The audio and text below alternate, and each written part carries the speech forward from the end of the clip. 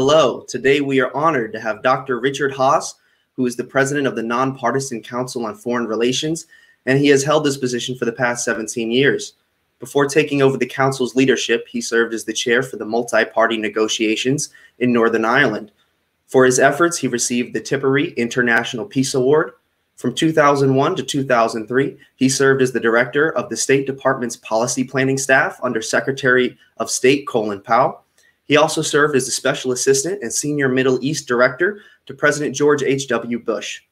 Previously, he served in both the State and Defense Departments and as a U.S. Senate legislative aide. Dr. Haas has been awarded the Presidential Citizen Medal for his leadership and policy contributions to Operations Desert Shield and Desert Storm. Dr. Haas is a Rhodes Scholar and holds master's and doctorate's degrees from Oxford University. He was also a member of the faculty of Harvard University's Kennedy School of Government and Hamilton College. In his spare time, he has authored and edited 14 books on foreign policy and one on management. As of recently, his book titled The World, A Brief Introduction, is a New York Times bestseller, ranked number 10 on the nonfiction list and 15 on the combined print and ebook list. He is uniquely qualified to address how events impact and countries tackle the world's most vexing issues, having studied, wrote, taught, and served in foreign policy positions throughout his impressive professional career. Richard, it's my honor to welcome you to the show. We are delighted to have you as part of our Day 2 annual Global Innovation 2030 Digital Summit and cannot wait to hear the key insights you bring. Well, thank you, John. Thank you for having me, and thank you for that overly generous introduction. Well, absolutely. You certainly deserve it. And congratulations on your book reaching the New York Times bestselling list. That's quite the achievement. Well, thank you for that as well. Absolutely. Well, to jump right into current global circumstances, most Americans, and I would suspect people all over the world, feel as though the world has just shut down the past 4 to 5 months. We're hunkered down in our homes with little interaction with others. As the world starts to open up, Richard, what do you see on a global scene will be the most significant changes that COVID-19 has brought about? Well, a couple of points to make, John. One is even though we're all focused, obviously, on the pandemic, other things haven't stopped.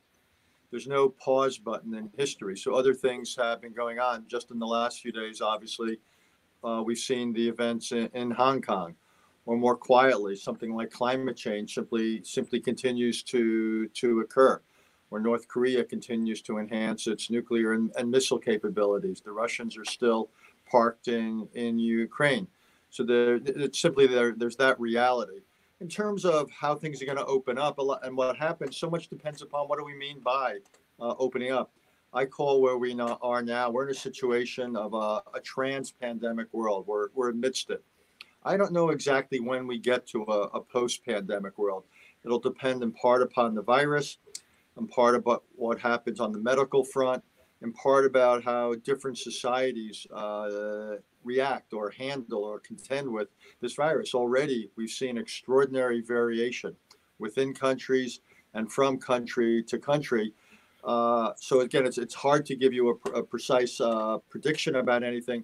I would just say, though, and I've argued this in print in our magazine and Foreign Affairs, that a lot of the trends that we saw in place before any of us ever heard of COVID-19, my own sense is a lot of those trends will be visible. They will be recognizable. They may, though, have intensified. History may, because of this virus, find itself accelerating. Yeah, absolutely. We are certainly in unprecedented times. And, speaking of Hong Kong and China in particular, it is often heard that we're headed into a new Cold War, this time with China, in small part brought on by the genesis of COVID in Wuhan. So do you believe that we are headed into a new Cold War? And if so, what will that mean for the U.S. going forward? Well, I don't think we're there yet, and nothing's inevitable in history. History is the result of what people decide, what people do. But I think it's also realistic to acknowledge that U.S.-Chinese relations were deteriorating before the pandemic hit, and as a result of the pandemic, they are somewhat worse. But this is a relationship that's been troubled for some time. Think about it, the United States and China really came together only because they both were opposed to the Soviet Union. Then when the Cold War ended, they stayed somewhat close because of their trade and investment. But what's happened in recent decades is trade, rather than being a source of glue, has increasingly become a source of friction. between the United States and China. So the relationship lost its foundation. And then on top of that, we have our political differences, given I mentioned Hong Kong, given the Chinese repression of the Uyghur Muslim minority in its country. We have differences over Chinese strategic behavior, particularly in the South China Sea. We have a wide range of economic concerns about what's going on. China, for its part, has problems with certain things that we are doing. So, as I said, this is a relationship that hasn't quite found its rationale, hasn't found its foundation. I would say the stakes are enormous. This is probably or definitely the single most important bilateral relationship in the world.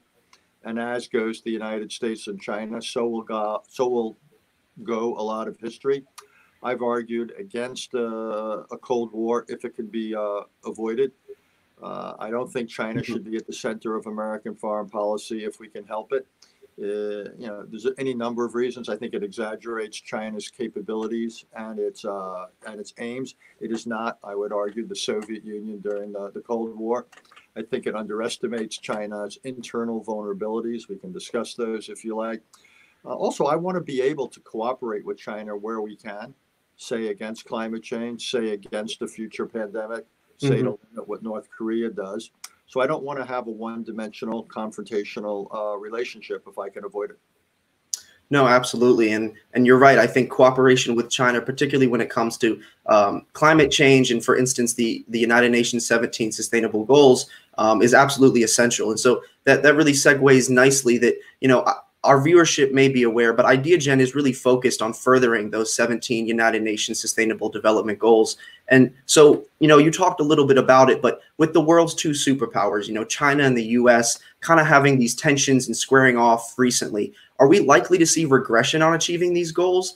And also, what role does globalization play? Is it inevitable? And has COVID changed the way that we look going forward?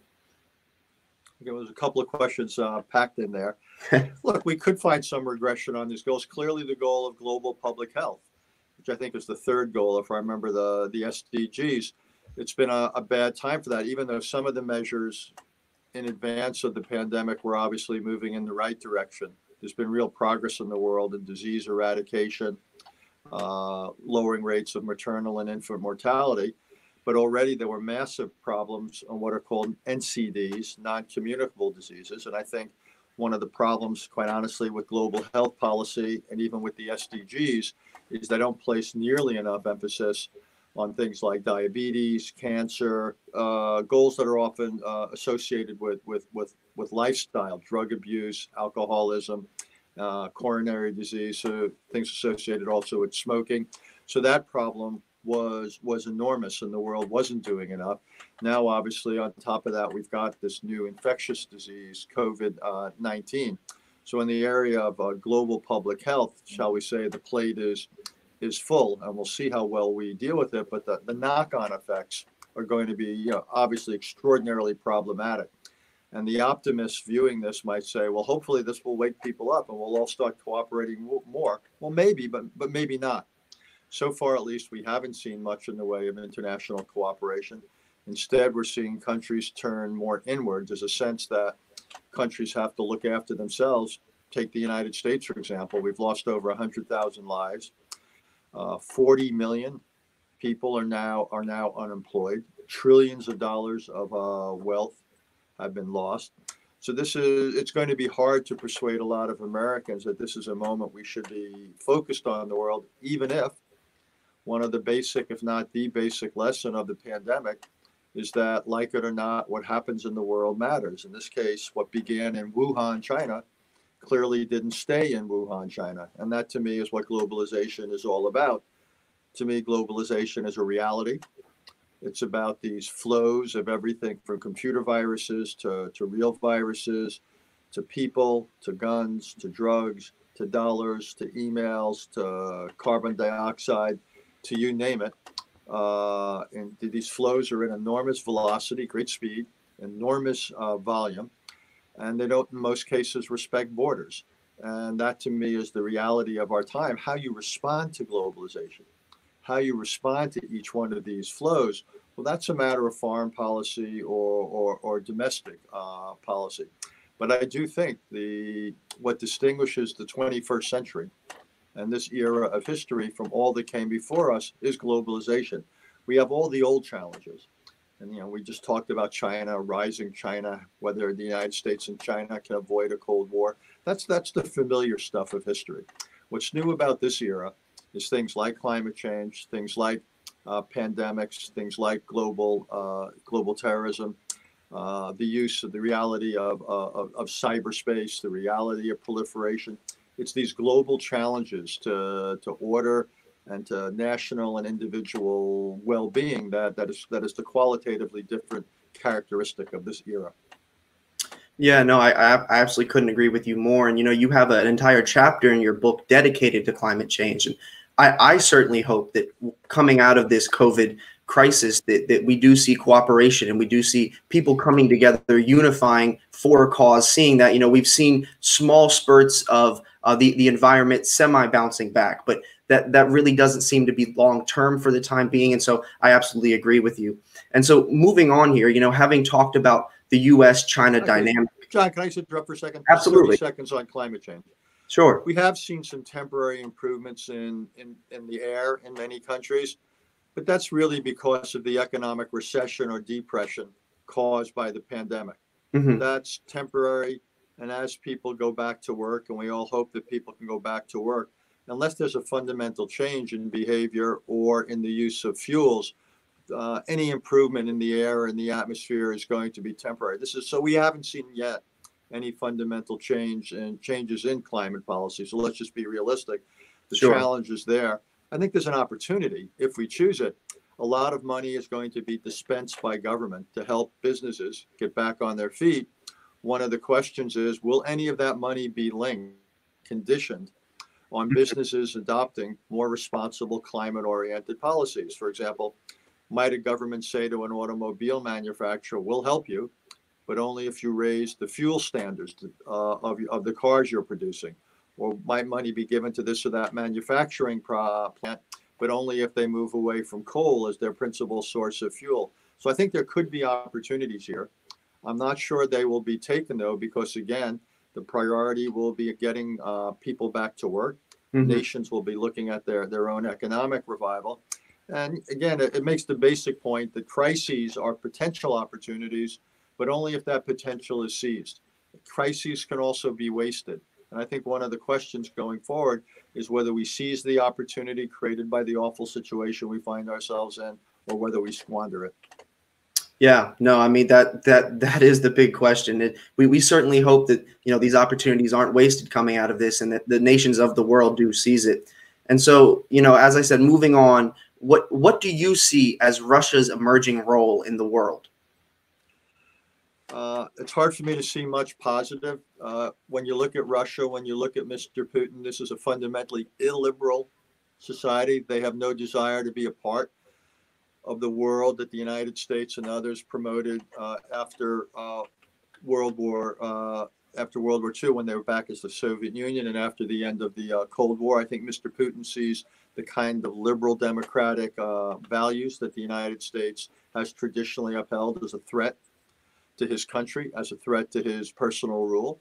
And what we see is a consecutive pattern of Russian behavior using the military force in Ukraine, in Georgia, in the Middle East. We see interference with democratic elections in this country and elsewhere through cyberspace. We see tremendous illiberalism at home, the killing of journalists and other imprisonment of activists. So all that I see continuing. Now, Mr. Putin is feeling pressure. Energy prices have gone down considerably. Mm-hmm. He and his government have not handled the coronavirus epidemic at all well. So, Russia came into the crisis with a terrible public health system that's having trouble managing all the pressure. But I see no signs of Russian behavior improving. I'll say one other thing. Mm-hmm. Russia still is a superpower in one area, and that is nuclear weapons. Russia and the United States are different than everybody else there. And the question is, we have an election here, obviously, in November. Well, in February, just a few weeks after whoever wins that election takes up the job of president, whether it's President Trump in a second term or Joe Biden as a new president, they are going to face a situation where the U.S., Russia, the New START agreement, the principal arms control agreement that regulates the long-range nuclear weapons of each side, that agreement is due to expire. And one of the real questions going forward is, can it be extended? And I hope it can, but recent events are not great. We've seen the United States get out of the Intermediate Nuclear Forces Agreement on allegations that Russia was not complying. And most recently, just days ago, we saw the United States withdraw from the so-called Open Skies Agreement, essentially an arrangement that allows countries to overfly one another so they can see what's going on in certain areas and reassure themselves both what's going on and what's not going on. So for all these reasons, I can't see any reason to be optimistic about the course of U.S.-Russian relations or about Russia's behavior in the world. And as we've seen, for better but more for worse, what Russia does can still matter. Yeah, no, absolutely. And we had, talked about it a little bit, but given that competition and the challenges that we face with China and Russia, where do you see, Richard, a few areas of cooperation that we could have to advance technology or the United Nations Sustainable Development Goals or society as a whole? Let's break it down in two ways. With the United States and Russia, I haven't given up on the possibility of some cooperation on nuclear arms control. I think that's still possible. I haven't given up on the possibility, say, with the United States and China, even Russia, on some cooperation dealing with Afghanistan, with North Korea, with China and the United States, possibly on climate, possibly on global health. So I think there are some areas for possible collaboration. More broadly, a lot of the issues in the SDGs, a lot of those are really national challenges when it comes to things like education and so forth. That's really up to to governments, either at the national level or at the local level, to put into place policies. It's not the world, for example, that's going to determine the quality of K through 12 education in the United States. That's for states and localities in the United States to determine. But I think there's a possibility, in the area of public health. We've already talked about it, but I think there's a decent chance that there'll be some impetus to improve global public health, particularly when it comes to dealing with infectious disease. I would think that's one area where there could be global increased collaboration. In other areas, we'll just have to see. If you go through the list of 17 goals, as I said, some are national. Something like climate change, obviously the opportunity is there. Again, whether it will be seized, I think that's where, at best, I'm agnostic. We'll know soon enough. My concern, though, is that there will be an inward-looking focus. There will be a focus on getting people back to work, and there may be the viewpoint, which I think is wrong, but it may hold all the same, that governments don't have the luxury to focus on dealing with some of the issues covered by the SDGs, because they've got to focus on domestic health or on domestic economic recovery. Sure. Yeah, no, absolutely. And so now turning gears slightly, as I mentioned, you now are a New York Times bestselling author for your book, The World: A Brief Introduction.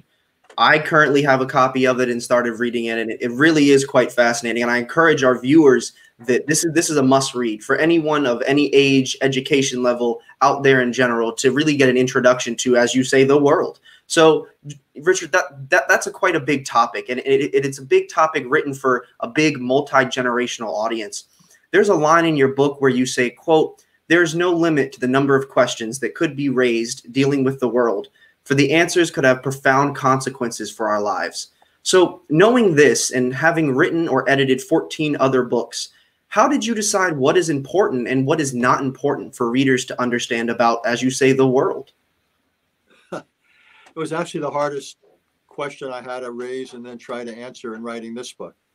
And I walked a lot of laps in Central Park. That's the way I tried to think about it. And what I wanted to do was write a single book, not for people who had dedicated their lives to the study of the world or foreign policy, but for normal people. I mean, what the young man who stimulated the book was a computer sciences major, and he was about to graduate from Stanford, and he hadn't had any courses in history, in international relations, in politics, and I worried that, okay, once he backed off from the screen, how is he going to be an informed citizen? How is he going to make good choices in his life? And what I found out is that his situation wasn't unique. You can graduate from most high schools in the country. You can graduate from most colleges and universities in the country and not be exposed to the basics about this world that you're going to enter that will affect your life. And if you're older, if you're the parents or grandparent of a college age student, the same holds for you. You may have never studied it. If you did study it, what you studied is largely obsolete.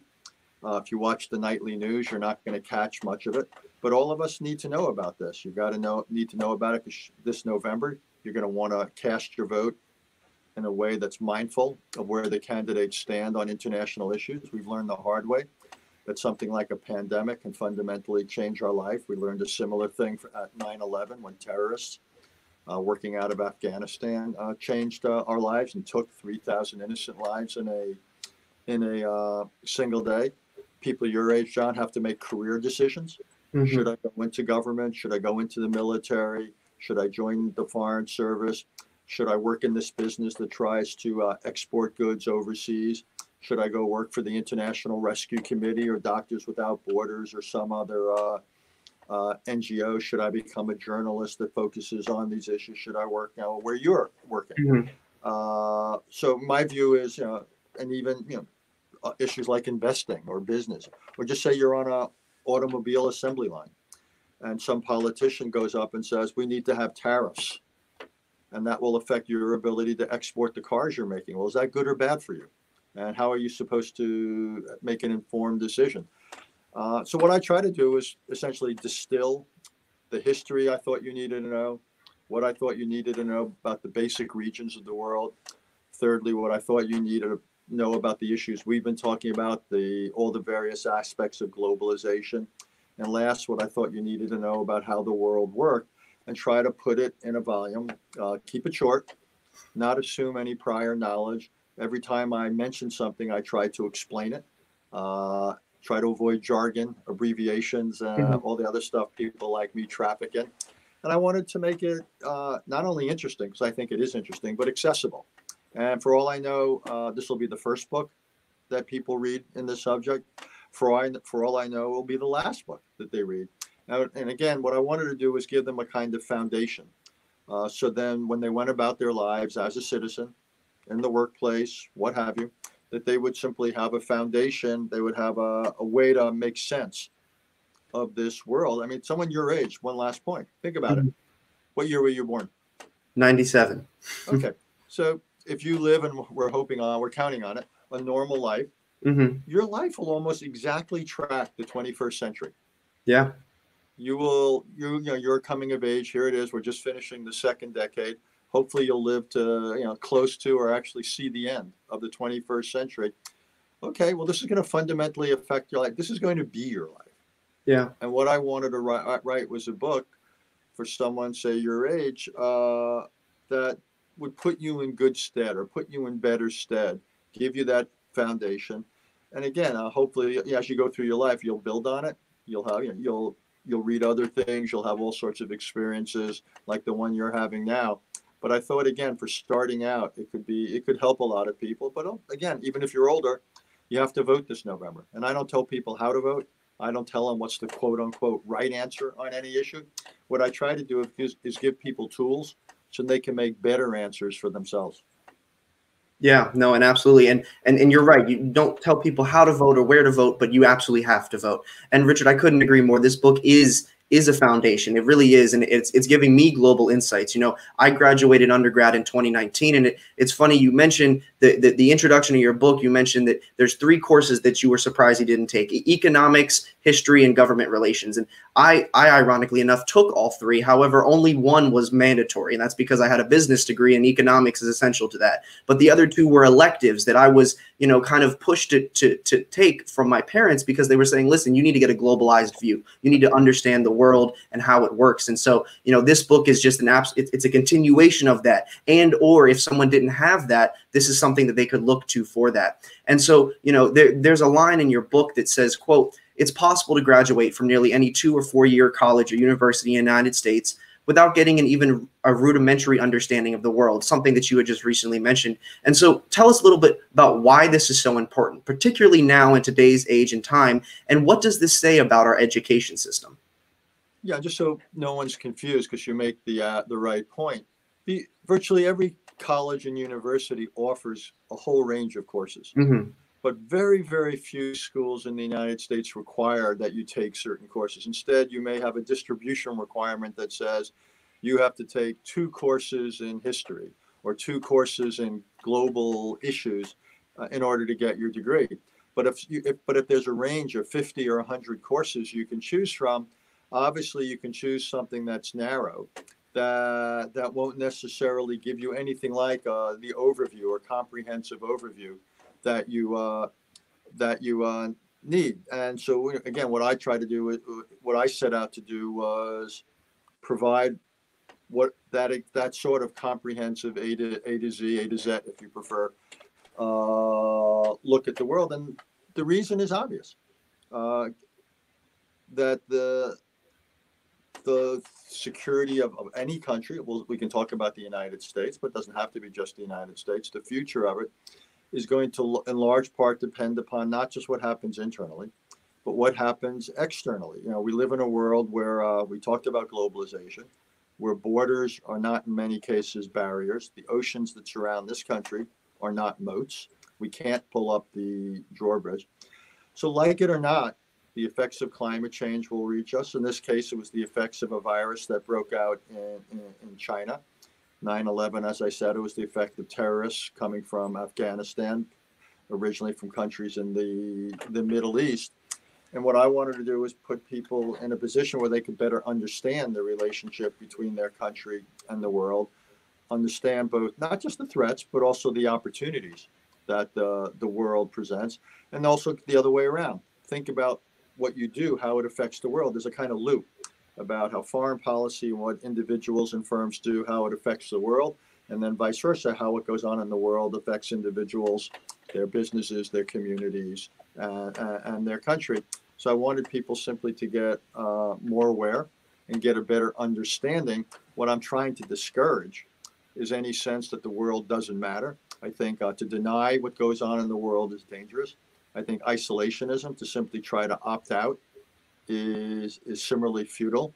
The image that comes to mind is the ostrich putting his head in the sand, and the tide comes in and washes it away.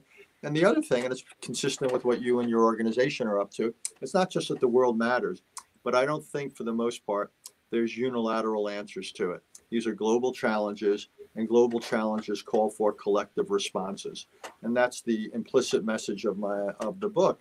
Now, again, we can have, and we should have, debates about the content of those collective responses. What is the smartest policy for dealing with global public health, or with climate change, or with terrorists? What should be the rules that regulate cyberspace? What should we do about a North Korean proliferation challenge? We can go on and on through all 17 of the SDGs, for example. Sure. That's a matter for public debate. What I don't think we can debate is that we can ignore these issues, or that we can solve them better ourselves. Yeah, no, absolutely. And we talked a little bit about it, but we're really living in a different era, in modern times. And currently, more information is being generated daily than ever before. And the internet, for better or worse, has allowed people, no matter their level of knowledge or education, to have a platform to millions of people around the world.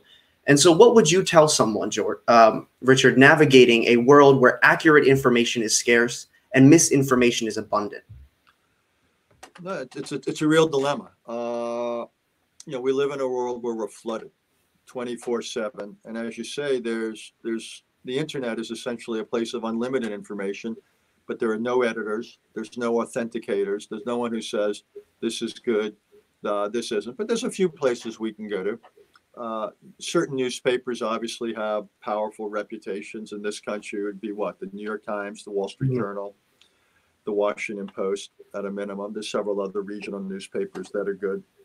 You then have over, the Financial Times, I think, is an excellent daily newspaper. You have certain magazines, The Economist, for one, which is a really important read. There's certain television shows or certain radio shows which have built up reputations over the years as being serious and balanced and not having a political agenda. The best magazine in the field, I'll brag, on international relations is our own, Foreign Affairs.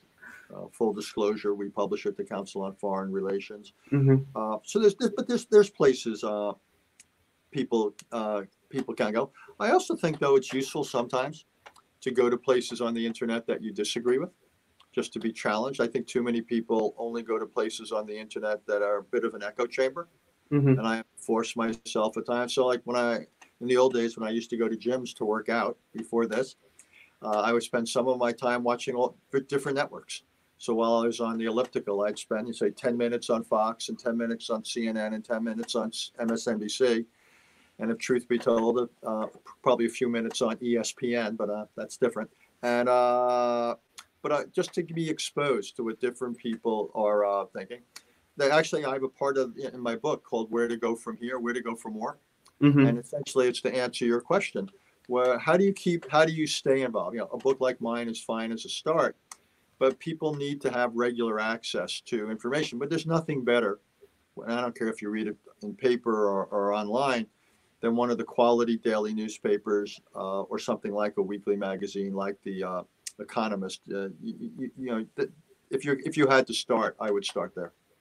Yeah, absolutely. And that goes out to all of our viewers, because that's something that I was questioning when I'm looking through your book is how do I stay on top of these topics and points of discussion? And absolutely, I agree with all those sources. And, it's difficult to navigate this world and Internet of Things, information and everything like that. But it's essential that we not only fact check and continue to do that, not only with, the sources, but with people putting them out, but at the same time to also to look at that opposing side. You're right. You don't want to constantly be driven to think one way and not have an idea of the other. And debate is an essential process of that, to have those discussions. And so moving on here, Richard, you've had an unbelievable and impactful career. I mean, we mentioned some of your past endeavors and things like that. And so for our younger audience, people similar to myself, if you could go back in time, what bit of advice would you give yourself just starting out in your career? Look, one is not to overplan it. I didn't sit down at any age and say, this is here's the trajectory I'm going to take, and then I've got to check these 6 boxes to get there. My view particularly, well, we'll take it in different stages, John. I'm actually glad you asked for that. When you're on campus, I would simply say study widely. I am an old-fashioned guy who believes in the liberal arts curriculum. Expose yourself. The reason I got into this field in the first place is when I first got to campus, I went to Oberlin College. I asked people who was the best professor on campus, and they said it was this professor of religion, and so forth. And I took the course, and it was fantastic. And that got me interested first in comparative religion. I then got involved in the Middle East, and one thing led to another. I went to the Middle East. I then got involved in international relations. It wasn't by design. It was just where I followed what was interesting, what was intellectually exciting. When I took my early jobs, to me, the most important thing, and it's the biggest piece of advice I could give people, is take the jobs where you learn the most. You want to get stretched. Whether it's how to get better at writing, get better at speaking, at advocacy. You want to be in something, hopefully that matters and excites you. But put yourself in jobs where you get stretched. If you're lucky and you can find a good mentor, someone who will take you under his or her wing and, again, expose you to stuff, show you, give you a chance to get involved, that's great. In my own experience, if you can write well, you're more likely to get those opportunities. When I was a young person in my 20s in the Pentagon, I didn't get invited, shall we say, very frequently to meet the Secretary of Defense or the Chairman of the Joint Chiefs of Staff. but my memos could get places. And so there's something to be said for good writing. But I think the best thing as a young person is to try many things. Sometimes finding out what's not right for you is just as important as clicking. I mean, I've said this to my own kids. They're both in their late 20s.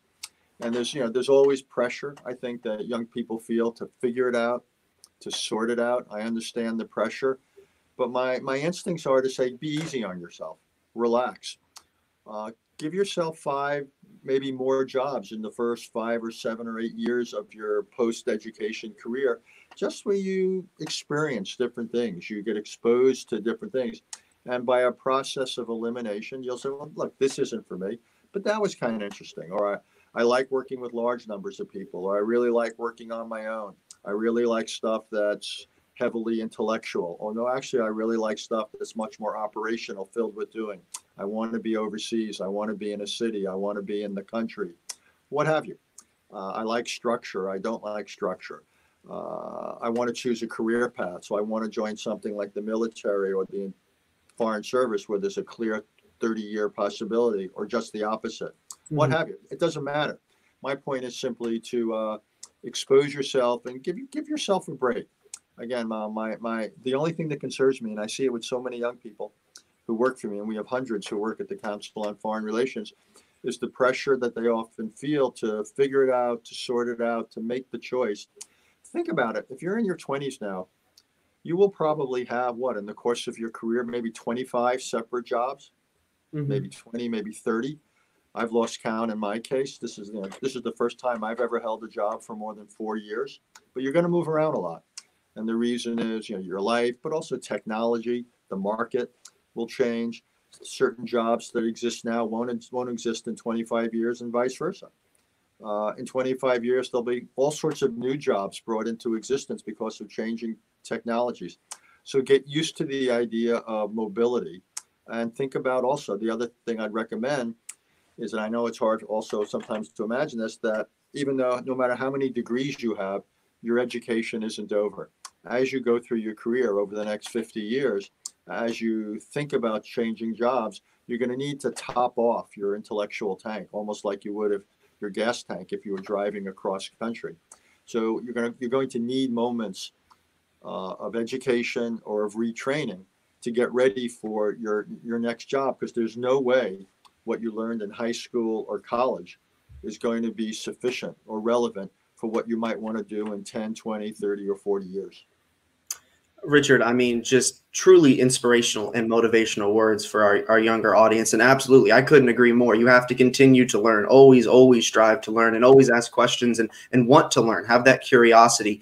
And so speaking to that younger audience, what would be your call to action for them? What would you say is something that they could be doing now, during this global pandemic, to better themselves or better society as a whole?